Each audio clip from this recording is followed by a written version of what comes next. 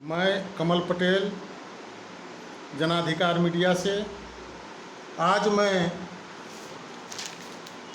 भोजपुरिया अमन के प्रधान संपादक माननीय जनार्दन सिंह के पास पहुंचा हुआ हूं, जो ये 25 सितंबर को जंतर मंतर पर धरना प्रदर्शन करने वाले हैं।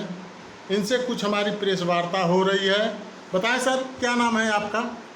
हमारा नाम जनार्दन सिंह, केंद्रीय महासचिव प्रगतिशील भोजपुरी समाज। जी सर, जो जंतर मंतर पर आप 25 सितंबर को धरना प्रदर्शन करने जा रहे हैं, उस धरना प्रदर्शन का मुख्य उद्देश्य क्या है?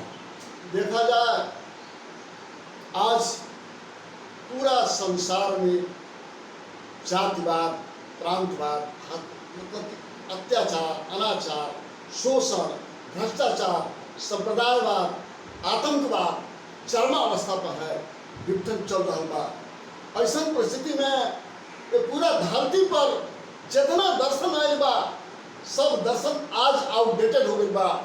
साम्यवाद दर्शन एगो आशा के किरण ले आए रहे, लेकिन साम्यवाद के ये धरती पर प्रयोग हो चुकल बा और साम्यवाद नकारा साबित हो गई बा। पूंजीवाद दर्शन चरमावस्था पर अपन दिखा रहा बा और अंतिम सांस ले रहा बा। मिश्रित व्यवस्था फिर हो चुकल बा। ये परिस्थिति में ये धरती के महान मनीषी, जुगद्रष्टा, सृष्टा, श्रद्धेय श्री प्रभात में सरकार जी प्रौढ़ दर्शन देंगे।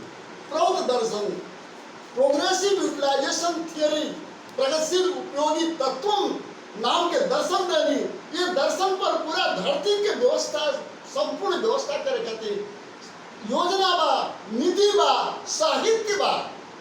भारतवर्ष में 44 को समाज बा, प्रगतिशील भोजपुरी समाज, प्रगतिशील मगही समाज, प्रगतिशील मगही अंगिका समाज, मैथिली समाज, ब्रज समाज, अवधी समाज, लेप्चा समाज, असमिया समाज, पंजाबी समाज, ये तरह के 44 को समाज बा। कन्नड़ समाज, मलयालम समाज, तो ये 44 को जो पूर्ण बा भारत के, वो सुंदर सजावे कहती है, वो महला बनाओ कहती, सब समाज के सांस्कृतिक, सामाजिक, आर्थिक रूप से समृद्ध होके के चाहे। उनमें सबसे पहले प्रगतिशील भोजपुरी समाज के मातृभाषा, जौना भाषा की मातृभाषा गुलाम रहे, मातृभाषा के दर्जा ना मिले, वो भाषा, वो समाज गुलाम रहे। ऐसे प्रगतिशील भोजपुरी समाज अपन 44 समाज के साथ दिल्ली के जंतर मंतर पर 25 सितंबर के विशाल धरना में सैकड़ों हजार लोगों के साथ शामिल होके जा रहा बा। ऐसे भारत के संपूर्ण व्यवस्था में परिवर्तन के नया राह, नया संख्याक उद्घोष करे जा रहा बा कि अब ना तो कबो ना, आज देश मांग रहा बा, भारत की माता मांग रहा बिया, भारत की जनता को नया दर्शन। भारत के बौद्धिक लोग नैतिक रूप से विकलांग हो गए बा। डॉक्टर, इंजीनियर, प्रोफेसर, अधिवक्ता, जज, न्यायाधीश, सारा बौद्धिक समाज मानसिक रूप से विकलांग हो गई बा। सत्य बात कहे के साहस लोगों में नहीं के आज प्राउटिस्ट लोग ये धरती पर आके सच बात कहता कि ये भाई आवा, एक ही रास्ता, प्रौढ़ व्यवस्था। प्रगतिशील भोजपुरी समाज के सबसे पहला बात बा कि भोजपुरी भाषा के संवैधानिक मान्यता सरकार ना दी, जन आंदोलन तेज हो जाए, हर स्तर पर जन आंदोलन है। भोजपुरी भाषा के संवैधानिक मान्यता पहला मांग बा, वो धरना में सबसे पहले प्रमुख मांग बा।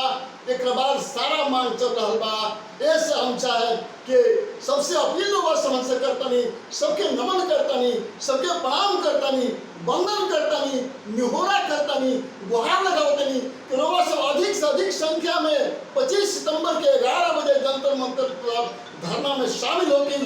प्राउटिस्ट लोगन के मनोबल के ऊंचा करी।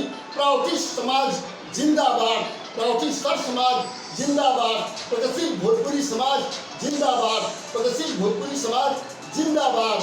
भोजपुरी भाषा के संवैधानिक मान्यता दिया जाओ, भोजपुरी भाषा के संवैधानिक मान्यता दिया जाओ, भोजपुरी समाज से भ्रष्टाचार दूर कर जाओ। यह हमारा मांग बा। धन्यवाद, सबके नमस्कार, प्रणाम।